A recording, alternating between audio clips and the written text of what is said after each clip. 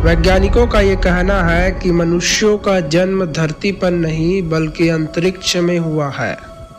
क्या मनुष्य सहित समस्त जीव जगत का रहस्य अंतरिक्ष में तो नहीं छिपा है? आखिर मनुष्यों का जन्म कैसे हुआ होगा? धर्म ग्रंथों और पुराणों में उल्लेख मिलता है कि मनुष्य को भगवान ने अपने जैसा ही बनाया है और मनुष्यों के लिए ही इस सृष्टि का निर्माण किया है। अब धर्म ग्रंथों और पुराणों को नए तरीके से परिभाषित किया जा रहा है। वैज्ञानिकों और विज्ञान कथा लेखकों द्वारा नए नए कॉन्सेप्ट भी प्रस्तुत की जा रही है।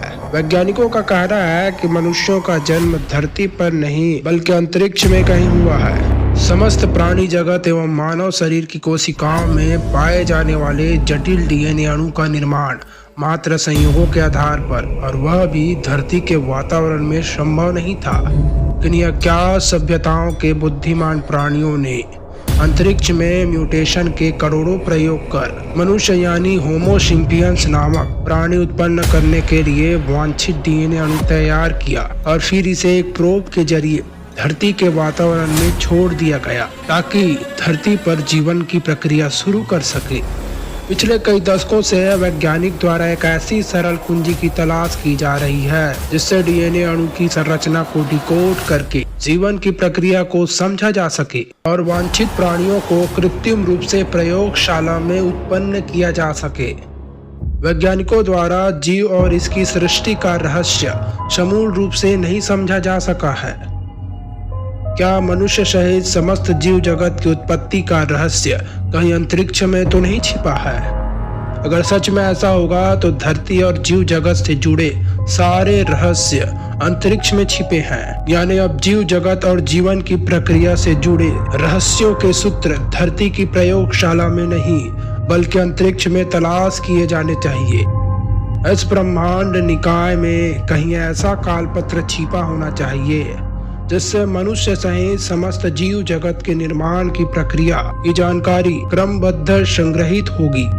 अब प्रश्न यह उठता है कि यदि वास्तव में मनुष्य के रचयिता यानी कि अंतरिक्ष के बुद्धिमान प्राणियों ने कोई ऐसा कालपत्र भी बनाया है तो कालपत्र को उन्होंने कहाँ सुरक्षित रखा होगा?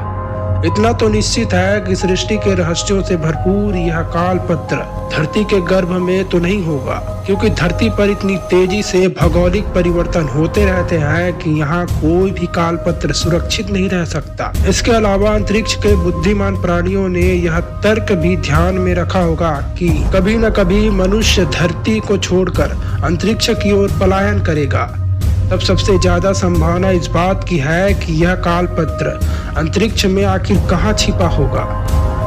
प्योर्टोरिको स्थित अर्सिबो वेधशाला ने कुछ ऐसे संकेत दर्ज कराने में सफलता प्राप्त की है जो वैज्ञानिकों के अनुसार अर्थपूर्ण है और अपने आप में महत्वपूर्ण संदेश छिपाए हुए हैं। दुर्भाग्यवश मानव निर्मित कंप्यूटर को इन रेडियो संकेतों को डिसिफर करने से सफलता प्राप्त नहीं हो सकी है। वैज्ञानिकों के अनुसार ये रेडियो संकेत सुदूर आकाश गंगाओं के कुछ निश्चित पिंड से प्राप्त हो रहे हैं। संभव है कि वैज्ञानिक डेनिकन ने जिस कालपत्र की संभावना व्यक्त की है वह इन्हीं पिंडों में से किसी पर छिपा हो सकता है। यदि वैज्ञानिकों को एक बार कालपत्र का पता लगाने और इससे प्राप्त होने वाले रेडियो संकेतों को समझने में सफलता प्राप्त हो गई तो निश्चित ही सृष्टि और जीव जगत के सनातन रहस्यों पर से पर्दा हट जाएगा।